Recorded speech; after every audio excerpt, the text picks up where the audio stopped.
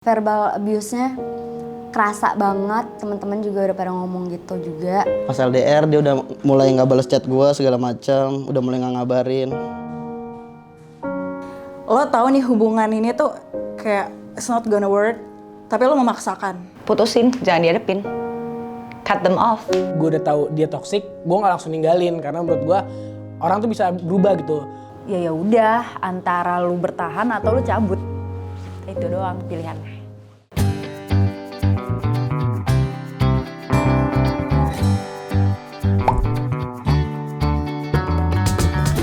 Welcome to Drama In. We proudly present drama mereka. Halo semuanya, perkenalkan nama gue Fodos. Nama aku Nesa.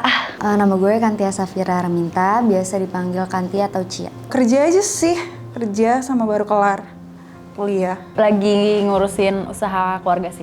Gue aktif di sosial media, gue konten creator juga di TikTok. Kesibukannya lagi nyanyi-nyanyi aja. Status hubungan single. Jomblo. Baru putus. Single sih. Karena saya orangnya setia, saya jomblo. In relationship lah, pacaran.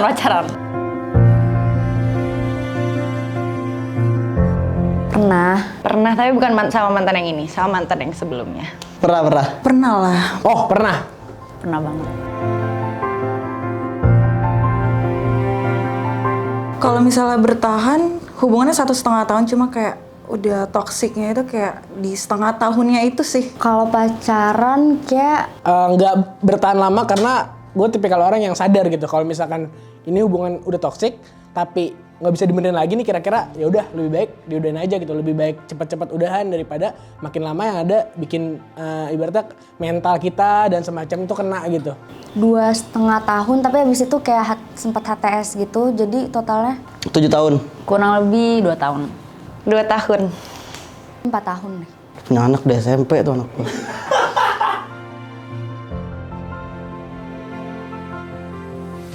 Sebenarnya kalau toxic relationship dijalanin tuh nggak bakal kerasa kalau yang dijalanin tuh toxic. Jadi orang-orang sekitar yang nilai. Terus lama-lama baru kayak ngerasa nggak nyaman. Jadi sedih gue. Verbal abuse-nya kerasa banget, teman-teman juga udah pada ngomong gitu juga. Gue pernah ada di posisi dimana gue punya pacar. Nah pacarnya itu tuh punya sahabat cowok gitu kan. Kan ibaratnya buat cowok-cowok kayak kita gini kan susah gitu buat percaya sama cowok. Cuman di situ gue belajar lah untuk percaya. Terus kayak setelah gue udah percaya dan semacamnya, tiba-tiba gue dikecewain gitu. Pas LDR dia udah mulai nggak balas chat gue segala macam, udah mulai nggak ngabarin. Komunikasi sih, lebih komunikasi itu jelek banget. Itu sih gue ngerasa udah toxic di situ tuh, udah nggak ada kabar-kabaran, seminggu nggak ngechat. Udah nggak bisa dipertahanin, nggak bisa diperbaikin lagi ya. Ketika suatu hubungan itu lebih banyak sakitnya dibanding senangnya.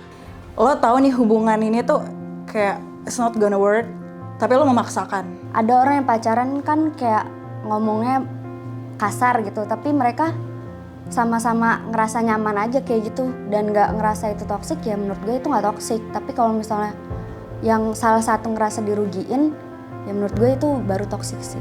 Kalau toxic itu yang pergi kemana-mana nggak boleh, harus ada dia, diintilin mulu. Terus dulu gue nggak boleh nyanyi, gara-gara nanti diliatin cowok-cowok katanya.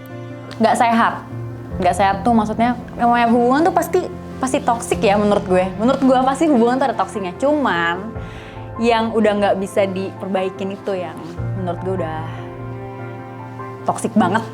Yang harus udah cabut aja deh.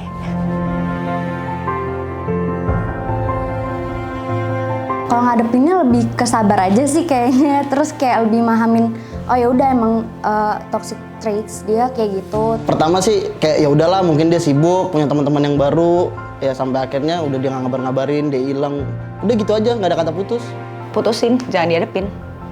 Cut them off. Gue tuh tipikal orang yang ngasih kesempatan gitu loh. Jadi ketika gue udah tahu dia toxic, gue nggak langsung ninggalin karena menurut gue orang tuh bisa berubah gitu. Udah tahu nggak bisa ngapain dilanjutin, dan solusinya ya putus gitu. Solusinya sebenarnya dari awal gue udah ngomong kalau misalkan ya paling nggak kalau kita udah LDR kan gue nggak bisa ketemu setiap hari, nggak bisa ketemu langsung, paling nggak komunikasi yang dijaga. Cuman dia nggak bisa ngejaga komunikasi juga.